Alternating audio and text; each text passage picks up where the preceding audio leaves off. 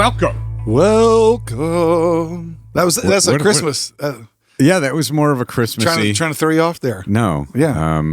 Were you singing? I don't know why that was Christmas. Were you singing a Christmas song? I've been singing Christmas songs. We have a new Christmas song. By the way, let me finish the intro. And welcome to the Grow People Podcast. Yeah. That's Pastor Jason. I am David Stein. Purpose of the Grow People Podcast is to help Grow people. Yeah, Rev Music dropped a Christmas song. Two songs. One was a mashup, and it was so funny. It was introduced. Rev Music just dropped this new song, and the first 3 minutes, it's "Oh Come All You Faithful." Yeah, and then it goes into the mashup of who else. Yes. So I thought people were looking around. We wrote "Oh Come All You Faithful." That's pretty cool. Yeah. But it is a really, really good mashup. We just took two things, we mashed them together. Yeah, we did. Like potatoes and butter. We made mashed potatoes. Oh, you did? Yes. Yeah. Okay. Is that how you make mashed potatoes? Is there milk? There's got to be. There's milk. There's butter. Yeah. Yeah. Yeah. Pretty sure. Yeah. What with it being sides time, because we had Thanksgiving, so Yes. it's all about sides. Yes. Though that turkey, I've heard about it. I've never had it. It was the Greenberg smoked turkey from Tyler, Texas. From Tyler, Texas, my hometown. Yeah, it became popular because of Oprah. Yeah. She mentioned it on one of her favorite things. It was locally popular, Yeah. but it became nationally popular because of her. Yeah. And I had no idea that was a Jewish name. Greenberg? No. Yeah. Not growing up. It's just Yeah. the Greenberg family. They're awesome. Mm-hmm. Yeah. I had no idea. Did we talk about the fact that I thought I was there was some royalty in my family? Some cigar royalty? Yeah. Well, you had mentioned it to our pastor group chat. Yeah. When I went to Pennsylvania a few weeks ago to see my family, I went to see my mom's brother, and I knew it was time to go see him because he's 86. He's not in the best of health, but his best friend was my dad. And they talked every day for life. That's incredible. Because they knew each other from the time they were kids. Wow. So my mom married my dad's best friend. Wow. Yeah, which is pretty wild. So they talked every day. And then my mom married my dad's. No. No, that's not right. Hold on. Yeah, that's completely wrong. Yeah. My mom married her brother's best friend. Yes. Yeah. Yeah. My dad. And then, so they talked forever. My dad passed away 5 years ago. And then my mom and her brother talked every day. That's incredible. It is incredible. And I never really thought about it, but my brother and I talk or text every day. Yeah. And I don't think twice about that. And he's 3,000 miles away. Yeah. So I knew he would be kind of depressed. So I went up to see him, and we just began talking about all of the family history. And it turns out that my great-grandfather started a cigar shop in the 30s in Philadelphia, and his name was Harry Levin. Well, there's another famous Harry Levin who started a cigar shop in Philadelphia in the 30s, whose son became the founder of Ashton Cigars, this international cigar company. I'm like, am I cigar royalty? But we now think it's a different Harry Levin. Okay. But what are the odds? That is crazy. Yeah, two Harry Levins starting cigar shops in Philadelphia in the 30s. Yeah. Yeah. That's it's Philly for you, but one less successful. Apparently, or one more successful. Did you eat a cheesesteak? It was Thanksgiving week. No, I had turkey. I didn't have a cheesesteak. Where were we going here? I don't remember. We were talking about the Rev song mashup. Oh, the Rev song mashup, the mashed potatoes, the sides. Do you have a favorite side? Oh, God. I mean, probably mashed potatoes, to be honest with you. I feel like it's a universal. It works with steak. It works with turkey. It does work with everything. Yeah. I mean, makes everything better. Yeah. It does. Will you put other things in your mashed potatoes? Are you okay with food touching each other? Oh, of course. Yeah. No, I mean, like, I want mashed potatoes with gravy. Like, yes. By itself. Mm-hmm. But then my favorite thing to do, get a roll, put some turkey on it, put mashed potatoes on it, like make a little sandwich. Yes. Yeah. A little sandwich, as Lindsay rolls her eyes every time I say. The Thanksgiving sandwich is it's wonderful. The best. Yeah. No, but the Greenberg smoked turkey, I've had that my entire life. I don't remember. I mean, and when I say my entire life, I mean, it just was always there. And so as a young, whenever I, quit drinking, formula or whatever and started eating solid food, that's what I've had. So, yeah, it was just a local thing for us. But you quit drinking when you was a little kid. Yeah. I didn't know where you're. Whenever I quit drinking formula, when people say like, I've been doing that my entire life, and you're like, well, there's no way you've been doing it your entire life. I've been a Christian my whole life. Yeah, that's not possible. Yeah. So clearly I wasn't eating Greenberg smoked turkey as a 6-month-old. No. That's what I'm trying to say. No. But whenever I started eating that, I've always had Greenberg smoked turkey. Apparently, my people known for their smoked turkey. Apparently. Yeah. It's amazing, man. I did not grow up. And they'll ship them. Anybody out here, we get them shipped to us now every year. Oh, I was looking into it. Yeah. And it's not an expensive turkey. It's really not crazy. Yeah. I mean, even the shipping and everything, depending on the size that you get. Yeah. Yeah. We did not grow up eating smoked. We grew up eating horrifically overcooked turkey. I think I've talked about this every Thanksgiving on the podcast. I grew up with just really bad cooks in our family. Now, they could make matzo ball soup. My mom made great matzo ball soup. But as for cooking a Jewish brisket, which is totally different than a Southern brisket, of course, or cooking a turkey for Thanksgiving, it just ruined. And we didn't know gravy. We didn't understand gravy. What is this? What is the thing gravy? Yeah. Especially giblet gravy. Yeah. Even my aunt, who is converted to Judaism, so she grew up, I think, Catholic in Pittsburgh. She's a very good cook. Okay. But even she now doesn't understand gravy. Yeah. Because when she made Thanksgiving a couple of weeks ago up in Philadelphia, she just took like the greasy juice at the bottom of the pan. Oh no! And tried to salvage. Tried to salvage this dry turkey. No. Okay. No, I was the exact opposite. My great grandmother, on my mom's side, she had 4 daughters, one of whom is my grandmother. My great grandmother would cook. All 4 daughters would cook, and then all of them had daughters. So then my mom, great cook. So it was a whole family full of cooks, man. And on Thanksgiving, I mean, my great grandmother, they lived on the lake, but not like a lake house, like a trailer on the lake, like redneck lake. And then we actually built onto that trailer like a big kind of room, like a big, just a big open room. My dad and we all did. So that's where we had Thanksgiving every year, is a big outdoor porch. So there would be like 80 people or more there, and everybody brought food and playing. We'd be watching football. There's a whole section of family playing poker. I mean, it was a whole ordeal, man. But we just eat all day. We'd show up about 10, wouldn't leave till night. We'd eat 2 meals, eat all day, watch football all day. So yeah, it was completely different experience. Well, that's why I trusted in Jesus, because the food's better. Oh yeah, If you've seen Sebastian Maniscalco, the comedian, do the difference between Jewish food and that's a very funny bit. Very funny bit. Look it up, folks. Yeah. Speaking of comedians, we just had our staff Christmas party. We did. And, we sometimes have entertainment, sometimes do not have entertainment at some of our staff things. We've had a magician. We've had mix it up. There was a murder mystery last year. Yeah. Dinner theater. Yes. And so this year we wanted to get a comedian. Yeah. And Pastor Jason is a fan of Nate Bargatze. Well, I think anybody who likes to laugh. The world is a fan of Nate Bargatze. Yeah. So we've all seen him live, and we've all seen his opening acts. We also saw John Christ back in 2019, and one of his opening acts opens up for Nate Bargatze, Aaron Weber. Yeah. So we booked Aaron Weber for the staff Christmas party. He's on the Nate Land podcast. And we had it in the lobby here at the Canton location.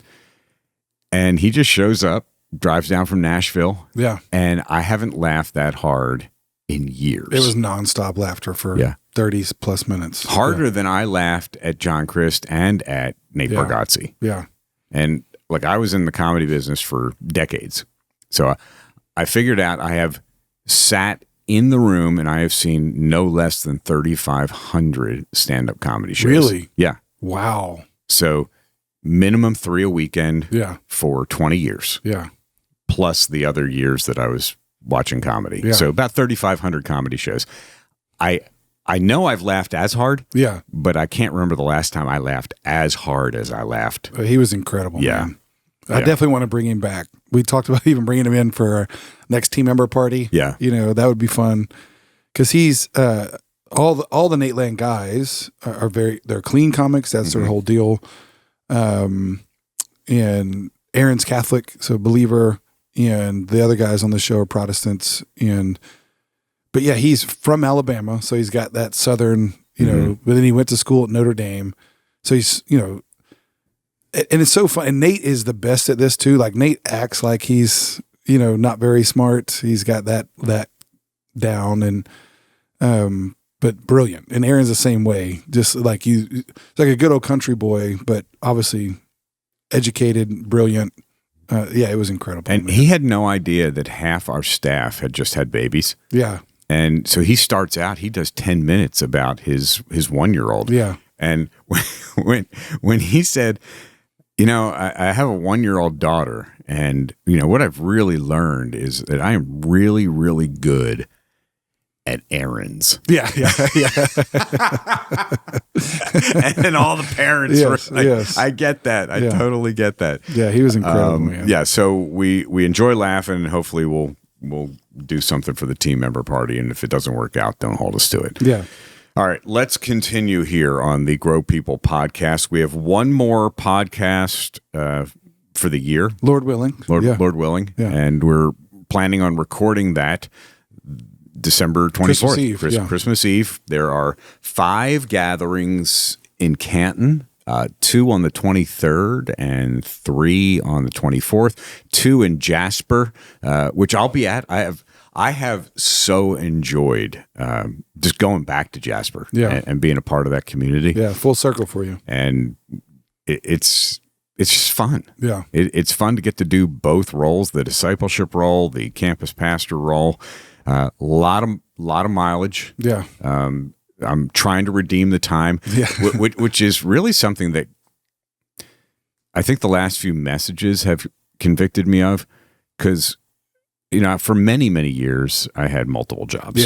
Yeah. Multiple radio jobs, working here full-time, working in the radio full-time, working in the radio part-time. So time management really wasn't my strong suit. Dysfunction was my strong suit. Yeah. I was great at dysfunction. Oh, yeah, just running and going. Yeah. But now I can't become dysfunctional. Yeah. So I think my time management has actually become better since it has to be. Since I've gotten the dual role. Yeah. So I'm trying to redeem the time, but I've been really convicted in the last few messages of a lot of things. Yeah. But especially this past week of not hurrying. Mm. So when you were talking about in 1 Corinthians of doing all these things, and I think it just meant something different for each person. Yeah. And we've heard a lot of people say how they were convicted in this area, convicted in this area, convicted in this area. But the lying to ourselves thing, I think, resonated across the board. Oh, of course, because we all do it.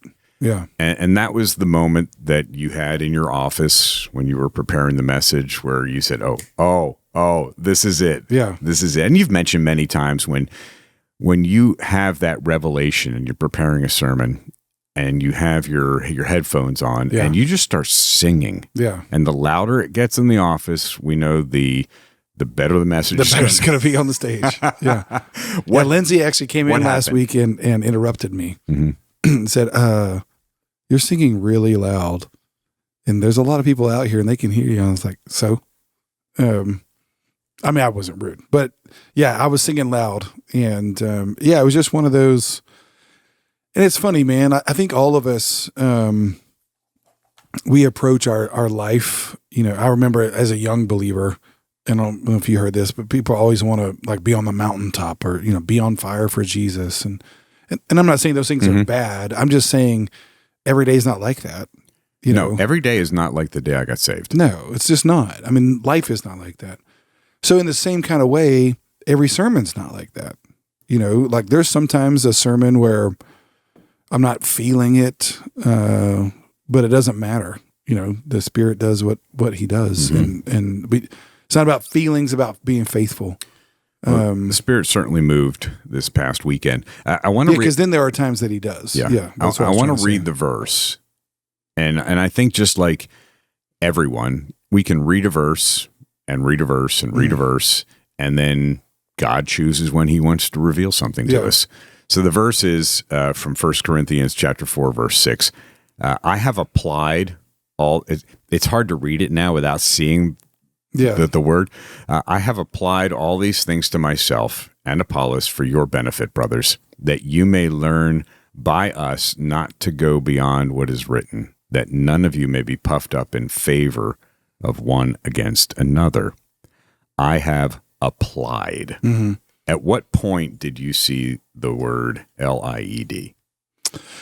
Well, it was funny. I didn't see it at first, like just reading it. I do what I do, every time. I sit down, I get the verses, put it in my Bible study software, always look at the exegetical, which is a word-by-word study in Greek or Hebrew, whichever it is. I try to do that first before I ever read a commentary, because, a commentary is just someone else's thoughts on a text. And so I try to look at the words. I start there. And so whenever I start looking at words, then I start writing out notes. Well, that word, obviously the third word, the biggest word, so when I saw the Greek word for that, metaschismatismo, I, start digging into that word. I'm like, oh, I know meta, the prefix. Then schema, what is that? And I know the ending as well. The suffix, the tizo is a, and we do the same thing in English, how the ending of a word changes. You know what I mean? But the root is there. So suffix. Suffix. Yeah. So I knew, tizo is the suffix, and looking at, schema, is that scheme? Is that that word? And so I start looking that up, look at it, separating it out in Greek, then looking at it in English, and then like, oh, lo and behold, it is. And so the moment I saw scheme, then I was like, oh, well, schemes, that's what we think about. And so in schemes or scheming, someone who's scheming, is never a good thing. It's always a negative thing. So then I start digging into that, and then I go back and look at it, and that's when I saw the word lied in apply. I'm like, oh my, talk about schemes, So applying something, because the word applied, and that's the thing that really struck me at first. The word apply doesn't just mean like, we think apply as like, oh, I'm applying some paint on the wall, or I'm applying, gluing this down. I'm applying like just doing something. And of course it means that to a degree, but in the Greek, it means more. It means you apply it to the point where it changes you. It literally, like I said, after forms you. It changes your form and your shape, your figure. So when you start thinking about that, and then think of schemes and then lie, I'm like, oh, well, that's a way to apply it. Like right there is like, I used to be a liar, now I'm not. I'm an applier, So this is my old self, my new self. And so then kind of running down that road. Yeah. When you said, hey, raise your hand if you're a liar. Yeah. And I shot up. Yes. I don't know if you saw that Pastor Chad and I were sitting in the second row on Thursday night. Yeah. Yeah. And I walk into the auditorium. I'm gone 1 week. I'm in Jasper 1 week, and my seat's already taken. The audacity, which is totally fine. I don't mind that at all. Well, it's not your seat. Yeah, it's not my seat. Yeah. But there are people who think that there are seats in there that are their seats. Yes. Oh, definitely. Yeah. What I've been trying to do in Jasper is to get people to move around. Yeah. And it's not germane to Jasper. It's just germane to its people. People. Yeah. I'll walk into the auditorium 10 minutes before the gathering starts. Yeah. And there's 2 people sitting over here, and 2 people sitting way over here, and 2 people over here. And obviously it fills in with hundreds of people. But because that's their seat, they don't get a chance to engage with other people. Yeah. So I'm trying to encourage folks to talk to others. Mix it up. Yep. Yeah. Yep. Build relationships. It's the R and grow, GROW. Love Jesus, grow people is about relationships. But yeah, so Pastor Chad and I were sitting in the second row, and our arms just shot up. Yeah. And the first thing I thought of when you said, "Are you a liar?" was I have been lying to myself that I've got this. Mm-hmm. Oh, I can dual roll. I triple rolled for decades. Exactly. I've got this, going to Jasper 6 times a week and being in the Canton off. Yeah. No problem. And I was like, oh, that's a lie. Yeah. That's a lie from the enemy. Yeah. That wants me to be complacent and to think that I've got this without the help of the Holy Spirit. Totally. So one of the things that I began to do weeks ago when I started going back and forth to Jasper was, okay, again, thinking, oh, I got this. Yeah. I'm going to redeem the time. I'm not going to just listen to music. I'm going to listen to some books. I'm going to get some theology. So the first book that I downloaded to listen to on the way back and forth to Jasper was Craig Groeschel's Dangerous Prayers. My accountability partner, Bill, said, hey, this is a hard book to listen to. Now, Craig Groeschel, he's not a hard person to read. No. But the concept of these dangerous prayers was, and I got 15 minutes in, I'm like, I don't want to do this one. Yeah. This one's too hard. Yeah. Give me some nonfiction. Give me some history to listen to. Yeah. But when you said, am I lying to myself? That's when I was really convicted. No, not only can't I do this, I need the Holy Spirit, but I also need to do hard things in order to be able to do this. Yeah. So I finished listening to Dangerous Prayers. Oh, good. And you want to know what they are? This is why I stopped after 15 minutes. I don't know. Yeah. Search me. Ouch. Yeah. Search me. Psalm 51. Change me. And use me. And obviously there's another 11 hours of the book to listen to, but that's basically it. And if you ask yourself those 3 prayers, I think you will be transformed. That's good. All that was happening when you said, hey, raise your hand if you're a liar. Yeah. Well, it's funny because every gathering, a lot of hands went up, and I expected they would. Because, most people at our church are great and have probably been around long enough, that know what I'm going to do with it. But it was interesting, there was several that didn't, and they, maybe knew or just not willing to participate. But the question is just one of those great questions, of like, because it's built in. If you didn't raise your hand that you're a liar, then you're a liar. Yep. So it's like there were people who looked over at me and Chad. Did they raise their hand? Yeah. Oh, yeah. I better raise my hand. Well, and it just goes to show you, like, in fact, I just read a post yesterday, the day before, but it talking about the Apostle Paul, and it said the Apostle Paul was welcomed into heaven by people he martyred. And then the phrase was, that's the beauty of the gospel. Wow. Yeah. It's a deep, deep thought by Jack Candy. And the point was, like, there was people that Paul killed, like Stephen, that welcome him into heaven. Wow.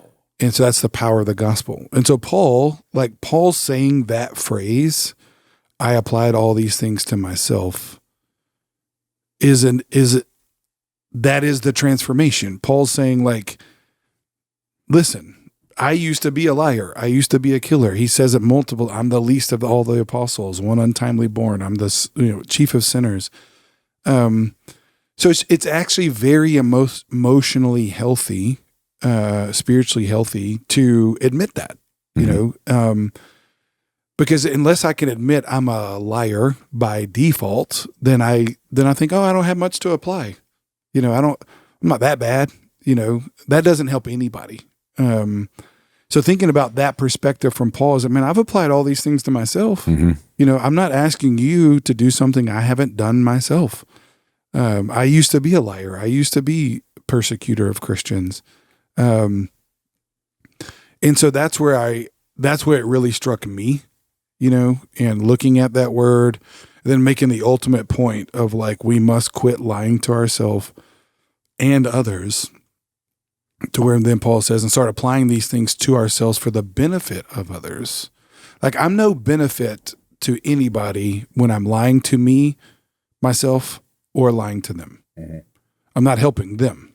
I'm only hurting myself and hurting them. Yep. But when we start applying these things, and by, again, applying, when you look at the word, when I'm being transformed by not going beyond, I'm putting myself under the word constantly, not going beyond it. I'm being discipled into the word. Then I'm being transformed to be, like Jesus. And that to me is, and we just got out of a conversation talking about discipleship and our dreams and goals as we move forward as a church. That to me is, obviously it's the mandate of the church, go and make disciples. That's what we're supposed to be doing. But so often in the church, and we're guilty of this too. I'm not going to throw rocks. Like, we just think in terms of information, mm-hmm. not application. And therefore there's a lack of transformation. I just know a lot of stuff. Mm-hmm. But if I haven't applied it, if I haven't actually shape-shifted, if I haven't actually transformed as a result of it, then I'm just lying to myself. I'm not. And that's why Paul said, and Pastor Matt hit this, at the end of chapter 3, don't be deceived. Right. Like, don't deceive yourself. You are a liar. Hey, Corinthians, you're acting way too much like a Corinthian, So the best thing to do is not to say, well, not me. The best thing, oh, that's me. Yeah, I need to apply that to myself. Pretty incredible concept. And I know we hadn't planned on talking about this, but that meme that you saw about Paul, how he was welcomed into heaven by people he martyred. Yeah. I mean, at the end of chapter 7 of Acts, the stoning of Stephen, mm-hmm. chapter 8 starts out with the first line, and Paul loved it. Mm-hmm. He loved participating in the killing of Stephen. Yeah. And that's when he went on his rampage. Mm-hmm. That's when he went on to, go here, go there. He went to Syria to find some Christians, to drag them back home and torture them and kill them. Mm-hmm. This one's hitting me, because you have always said, and kind of a tongue-in-cheek, hey, there are going to be people in heaven you don't like. Yeah. There's going to be people in heaven that we have spiritually martyred. Mm-hmm.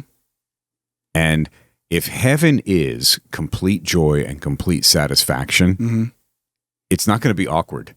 No. It's not going to be awkward when we see those people. So Stephen greets Paul. Jesus gave Stephen a standing ovation when Stephen was being martyred. Yeah. So Stephen greets Paul in heaven, and there's no, hey, I know what you did to me. Yeah. It's, I am so glad to be with you. Yes. Complete satisfaction. Mm-hmm.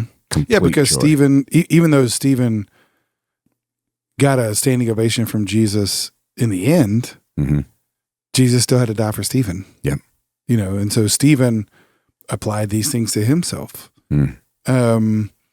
And that was the point of the post that I saw. Like, that's the power of the gospel. Only in the gospel, is there true forgiveness? Is there true humility? Can we actually learn to live together, love one another? Because our culture, like I said, is so good at creating in us as a victim mentality. Like we talked about last week, celebrity, not servant. You own it. You're not a steward. Everything in our culture, everything that we breathe goes against the call of the gospel. And so the good news of the gospel is, yes, God loves me just the way I am, but God loves me enough to not leave me there. And that we're changed and we grow by applying these things to ourselves. And so that's why I wanted to end the message talking about, live in the already. Like, yeah, you're in Christ, but you also got to live in the not yet. Like, man, you're not there yet. I'm not there yet. Paul wasn't there yet. Like he's still applying these things to himself. And so I think as long as we live with that learner mentality, then we're a disciple. We are always growing. We're always, man, I got more to grow. I got more, that was a hard thing for me early on as a Christian. We've talked about this before. Because the goal, yes, is to sin less often. That's a goal, but no one really explained to me, and I don't mean that negatively, they just didn't. And I've tried to explain to others, you may sin less often, but you're actually going to feel like a worse sinner. And that's actually a good thing. Yeah. Because you should feel your sin more intensely. Yes. It should bother you more. Even though you may be doing it less, it should bother you more. And so we only grow further into the gospel by applying these things to ourselves. And that's where, like Matt said, posture, the humility, regarding myself as a servant, we don't ever outgrow that. No. And I think you become more aware of your sin and certainly for me, that and more aware of my pride. Yeah. The longer I walk with Jesus, the more aware I am of it's impossible to look up at the cross if you're sitting on a high horse. Yeah. And those are certainly things that you addressed in the next verse. I know there was only 3 verses in that message this past weekend, but there was a lot. There were 3 interrogative pronouns in verse 7. There was who, what, why. Who, what, and why. Yeah. For who sees anything different in you? Who sees anything different in you? Yeah. Who do you think you are? Yeah. What do you have that you didn't receive? Yeah. You didn't get any of this on your own. And then if you received it, why do you boast as if you did not receive it? Yeah. Dang. No, that's where Paul starts laying the wood, and I said that kind of going into it. Paul, for, 3.5 chapters now, has been laying theological foundations. Now he's applying it, which that's what makes that word applicable. He's calling them to the carpet, and at the end of the message, the end of the chapter, he'll say why he did it, because he's a father to them. And this is what fathers do. Yeah. Fathers, in fact, Jackson, my son, is getting married into this month, and I saw a reel on Instagram the other day, and I sent it to him, but it was a father with his 2 sons, African-American guy, and his one son's probably 9 or 10, and another one's probably like 6 or 7. And the younger son is watching the older son basically get, fathered by his dad, and we're playing basketball, and the son wants to quit and all this kind of stuff. And the father's up in his face, like challenging him. And so I sent that to Jackson. I was like, does this sound familiar? And Jackson's like, I was reading back flashbacks. I'm like, yeah, because that's what we need. And God has uniquely called fathers to do that. Not that mothers can't be single moms, and but there's a unique role of a dad that a father plays, which is why God revealed himself as a father, and why Paul says at the end of chapter 4, you got a lot of guides, but you don't have a lot of fathers. I'm fathering you right now. And I told you that. Yes. Like I've told a lot of our staff that. Like the best people that wound up working well with me as their boss / pastor is people that let me father them. Because my dad fathered me. He told me, even though we didn't grow up in the church, he was a very present force in my life, figure in my life. And so Paul's getting at him. He's like, and only a dad can do that. Yeah. And I'm so grateful for that. I mean, I'm 17 years older than you, and you father me, and you have fathered me from an early point in my walk through incredibly difficult challenges. Yeah. Because in the faith, I'm older than you. Yes. Yeah. So as my pastor, I've given you permission to father me, but also you can give somebody permission and still not receive it. Of course. And that, I think that's been the best part of our relationship, is that when you do father me, I know where it's coming from. Totally. Yeah. And so I'm able to receive that. Yeah. And I think that's what the point, like Lindsay, like I knew preaching through 1 Corinthians and 4 chapters of division, you know, it's going to bring up some things, you know, and that's why I've tried to say many times, hey, I'm not preaching this because I'm mad at somebody in the church or I'm thinking about somebody particular. I'm preaching it because it's the word of God. But I knew, you know, it's just going to come up. And so Lindsay is always like, oh, I hope, you know, like not in a negative sense, but like it always makes you a little leery. You know, it's like being a father and you got to go have a hard conversation with your kids. You know, you always get a little anxious about that. But as a pastor, I was also excited to teach these verses because we need it. Yeah. I need it. You're fathering a church. Yeah, fathering a church. We are pastoring a church. I need men in my life that do that, and I have them. And again, if I live with the mentality of I'm not there yet, and I see everything through the prism of God is trying to perfect me, make me look more like Christ, other people in my life are doing that, well, then I don't have to get offended by it, you know? Yeah. And that brings up something, you mentioned this a few minutes ago. You're going into a new season, and this is not this is what I want for my life in 2026 conversation. This is not a resolution conversation. You're going into a new season. Yeah. You won't be an empty nester because Natalie's 16. Yeah. Still living in the house, but Jackson getting married at the end of the month, moving out. Yeah. Where do you see God transforming you right now? What are you finding as, okay, this is how he is refining me? Yeah, that's a good question, man. I think I had a thought last week and I wrote it down and I'm going to revisit it during Abide in January. It was actually when, and I mentioned this in the message, Pastor Chad and Pastor Jesse and I were in Houston for just a day with Exponential, one of our missional partners. And there was a lady talking, this is, you know, Christmas and the birth of Jesus and how Mary, not like in a Catholic idea, the veneration of Mary, but just talking about Mary and how God came to her and said, you know, you're going to give birth to the Son of God. But it took 9 months, you know, and so like God birthed something within Mary, but then it took 9 months. And I can't remember, there was a alliteration phrase that they said, and I'm going somewhere with your question, but the point they were making was like, God wants to birth something in you, but it's going to take time. It's going to take 9 months, you know? So in my mind, I thought, oh, this is how I think. Like we've got our 21 days of prayer and fasting in January. Well, then my birthday is in September for all those that celebrate. The 12th. The 12th, which is 9 months. It's the 9th month. So in my mind, I thought, all right, I think God wants to birth some things in me in January. I don't know what all they are yet, but it's going to take 9 months. Wow. For that gestation, you know. So by the 9th month, there's some things I want to see, you know.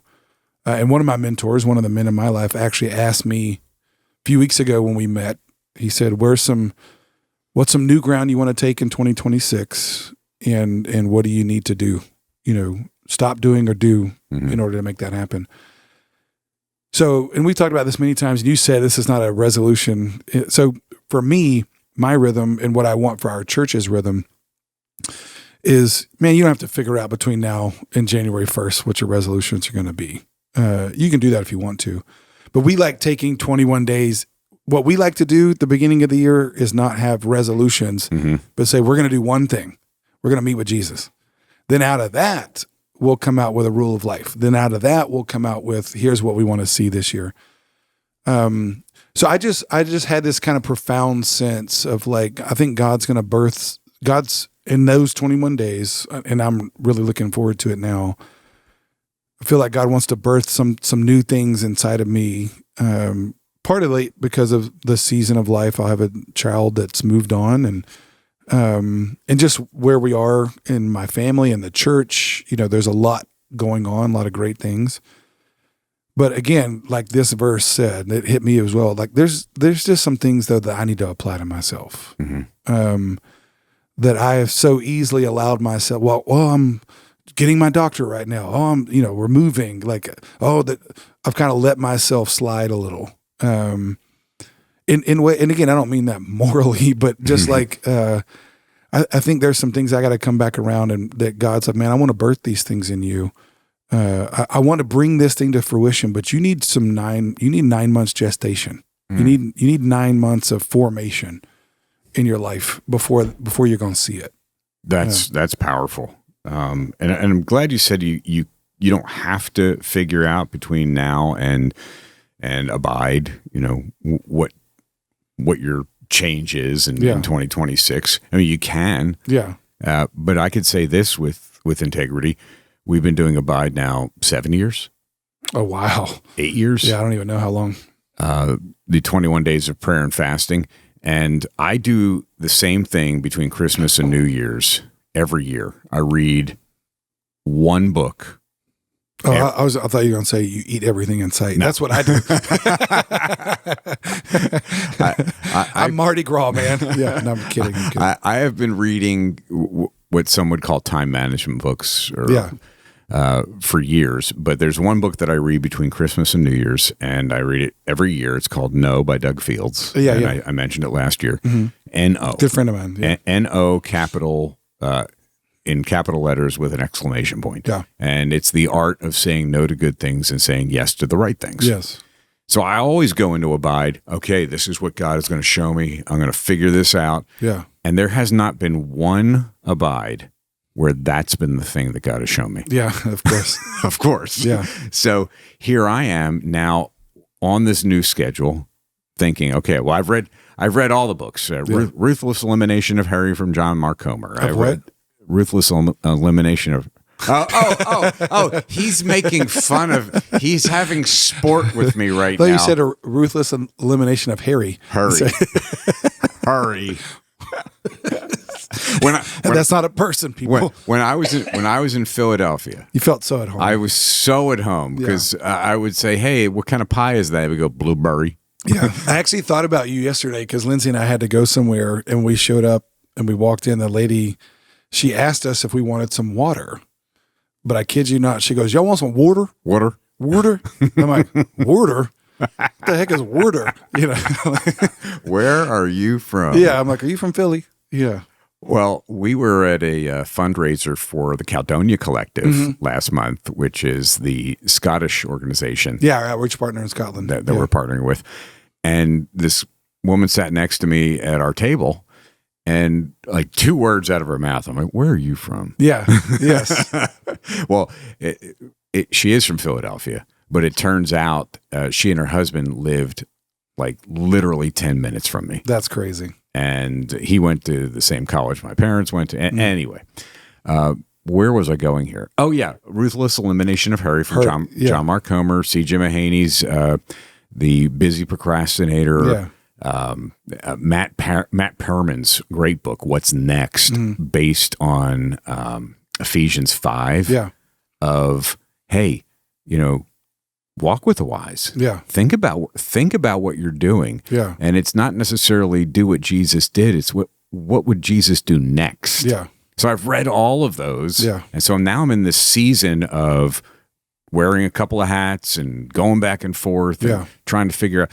So I know that God is going to speak to me in those 21 days about this. Yeah. But I can't wait to hear what he actually says to me. Of course. Yeah. No, and that's what I love about that season and why I even framed it that way. And I'll say it again. I just think we feel so much pressure, and again, and our staff has heard this many times. Our church, like, I'm not an anti-goals guy. Mm-hmm. I'm not anti that. I'm not anti-resolutions. But I don't like the almost like, it's almost like a manufactured moment of like, I got to have all this together by January, or else I'm failing. Where like, no, man, we want you to have one goal, and that's just be with Jesus. Be with Jesus for those 21 days. We're going to go through the Gospel of John. And then whatever he tells you to do, create a rhythm out of that. create some customs not resolutions, create some rhythms out of that. And if you're a goal person, great. Like you want to spend time with the Lord 4 days a week, whatever, that's what a rule of life is about, is helping you create that. But I think for me personally, back to your question, going back to this verse, the hardest thing about a pastor, it's the same as the hardest thing about being a parent, is you're trying to make sure everybody else is doing it. Mm-hmm. And the last person you think about is applying it to yourself. Right. Where Paul says, no, actually the exact opposite. I applied it to myself first, then for your benefit. And I think for me, that has never been more true in my life. I've never been more responsible for more than I am now. Our church is bigger than ever before. My family growing more, you know what I mean? Like, I've never had more. Our relationships internationally have grown. I've talked about that if you came to the giving dinners. Which is remarkable. Yeah. I mean, the relationships and partnerships we have around the planet now, Ukraine, Europe, Kenya. I mean, it's crazy. So therefore, what that means is my life has never gotten bigger. So therefore, I got to spend some real time on the smaller. Mm-hmm. If I want to have a macro impact, I've got to have a micro, discipleship. I've got to have a micro rhythm that I just live by. Paul said, talks about discipline and all those kinds of things. And so I think for me, that's a big thing. I just have got to apply all these things to myself.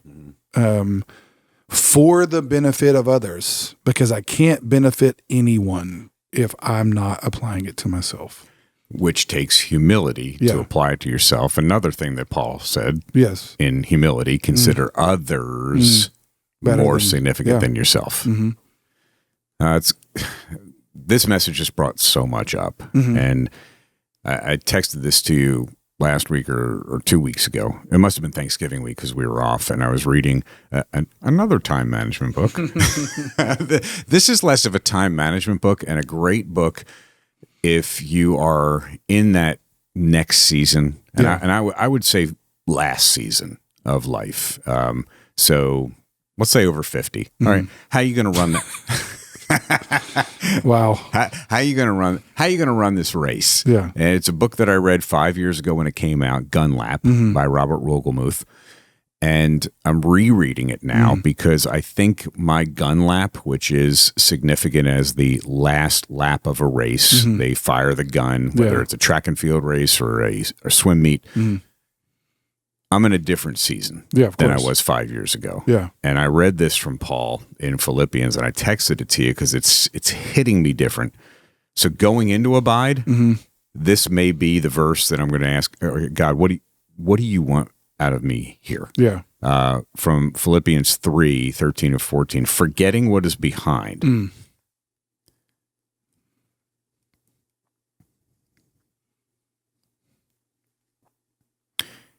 And reaching forward to what is ahead. Yeah.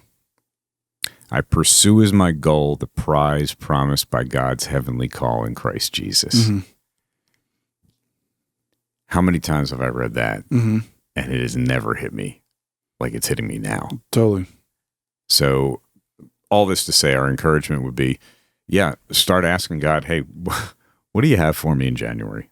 What do you have for me in these 21 days of prayer and fasting? Because I think it is important, and our students are doing this. They are considering, what they're going to fast from and what are they fasting for? Yeah. What are they praying for? Yeah. That season will come up before you know it. Yeah. So get in all your cookies now. Like I said, that's my strategy.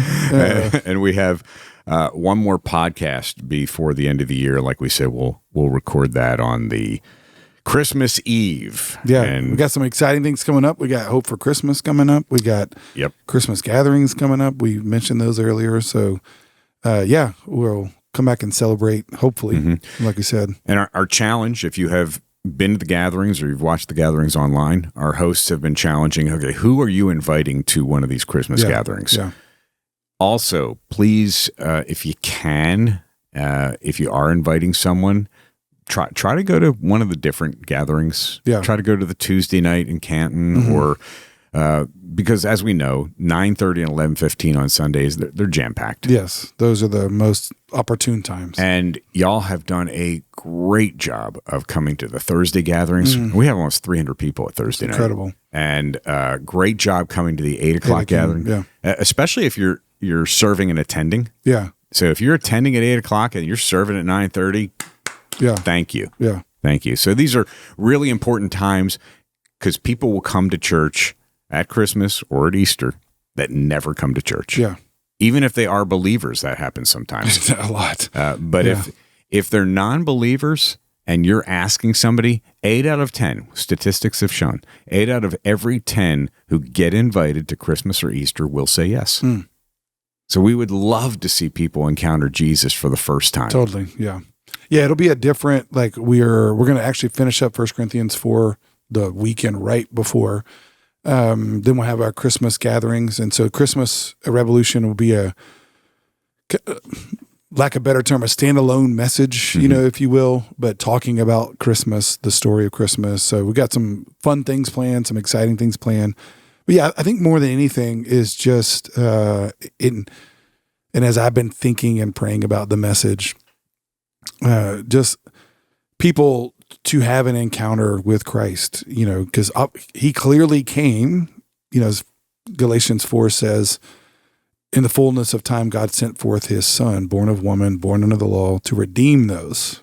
So God came to have an encounter with us, those that were under the law. He came to birth something not only was Jesus birthed into a woman's womb, but God wants to birth something within all of us. And clearly that has, you know, by grace through faith, you know, he wants to birth faith in us. And so even those of you that know Christ, I'm praying that God would birth something within you. Again, that same kind of thing that may take 9 months, you know, to come to life.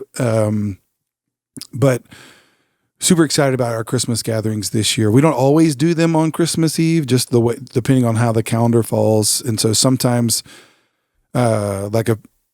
last year, I don't think we had them on Christmas Eve because it was just the weekend. Yeah, it was just but we treated the weekend like our Christmas gatherings. And so this year, it falls the way it falls with Christmas being on Thursday. We'll have a weekend gathering prior to separate Christmas gatherings. And then the weekend immediately following Christmas, we always take that weekend off.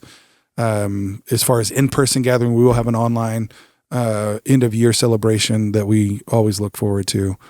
So yeah, make plans for that. Invite people, and it's candlelight, and we have candlelight this year. Oh, so that's going to be awesome. Yes, for those who complain that there isn't candlelight, there's candlelight. Or gently suggest. Gently suggest. And it's not going to be at the end. It's going to be in the beginning, the middle, more the middle. Yeah, more the middle. Yeah, okay. Before the message. Yeah. You know, you said something moments ago, and I don't see spiritual things in my grilled cheese sandwich. You know, I don't see a prefigure Jesus. No. But when you said the word redeem, I was actually looking at the word redeem in my notes. Yeah, and mine says redeeming my time on the road. Yeah, but you were talking about. So I don't know if there's something about redemption, but I'm going to be trying to keep my eyes open there. All right. The end of the podcast always has our staff that is... Speaking of our staff Christmas party. Yes. Yeah. Most of these people were at the staff Christmas party, except for... Les Moody. Les Moody wasn't there because he's worked so hard. He's worked so hard with our staff. Our producer is Brian Damerow. Our video technician is the king, Keon Sadishi. Our key grip is Yaka Pushchakovsky, who just recently had another child. Yes, Jonathan. Congrats. Jonathan. Yeah, Jonathan. Yanni. Our film director is Marcos Guardiola. Our head of doctrine and theology is theologian. Our chief evangelist is salvation. Our backsliding prevention officer is lukewarm. Our director of Swedish witnessing is Bjorn again. Our expert on Russian eschatology is Pitov Hell. Our director of holiness is mortification. Our staff counselor, Les Moody. Yeah. Our giving coordinator, generosity. Our nativity coordinator from France. I can't believe we've missed this all this time. Her name is Beth Lechem. It should have been Beth L'chaim. L'chaim. To life. Oh. To life. L'chaim. I'm not aware of that. To Fiddler on the Roof. I thought you saw Fiddler. I did. Okay. Yeah. Yeah. That's. But I don't remember. That's the big song from Fiddler. Did they eat Goldberg turkeys? they made Greenberg turkeys. Greenberg turkeys. Yes. No, that's when Tevye and Laser Wolf. Laser Wolf is the butcher. Yes. Tevye is the father of Seidel. Yes. And Laser Wolf is taking Seidel to be his wife. Yeah. And then they all dance and they sing to Tradition. life, to life, l'chaim, l'chaim, l'chaim, to life. Well, then she wouldn't be from France anymore. No. She'd be from Israel. Okay. We can change it. No. Yeah. She's from France. Okay. The co-pastors of Plagues are Manny Locust and Lance Boyles. Our sabbatical director is Trip Long. Our missional expert is Sam Area. Our resident Trinitarian is Holly Spirit. Strategist for the final battle is Armageddon. Final batter. I can't. I'm here for some final batter. I love batter. Oh, we went and had the pancakes at the New Georgian Hills. Oh. They were good. They were good. So good. I wouldn't say the best I've ever had, but they were. They are very good. They were very Cash good. only. Yes. Which I've forgotten when I pulled in the parking lot. But because of my dad, what is that? Somebody's rolling something by. Yeah. Because of my dad, I always keep a stash in my wallet. Yeah, that's right. Yeah, he always did. Your cash. Dad. Oh, my God. Thousands. Resident prayer warrior is Neil Down. Our executive director of spiritual warfare is Dee Monick. Our head of our new AI initiative is Artie Fischel. He's gone. We're getting rid of him. Artie or Artie? It was funny the first time. Okay. Our director of Old Testament covenants is he's knighted. Sir Comsize. Yeah. Our video technician in charge of instant replay is Slow Moses. Our director of New Testament baptism is Phil DeTub. People will just come up to me at a gathering and go, Phil DeTub. Our curator of the dry bones from Ezekiel is Arthuritis. Our head of the arts and crafts department is Judah Macrame. Our wardrobe was provided by Saul of Target. Our staff real estate expert is Simon the Zillow. That one was good. I like that one. Yeah. And we have a caterer now for the show. We do? Yes. Right. You always see that at the end of a TV. Catering provided by. Yeah. Catering provided by, and we went with the only Asian Jewish cuisine in Cherokee and Pickens counties. Interesting. Yes. Didn't know there was such a thing. Yeah. Catering provided by Benny Hanukkah. Benny Hanukkah. Oh, Benny. And as we always say at the end of the podcast, the two best things to say. Trust God and take a nap. Love you guys. See you next time. On Christmas Eve.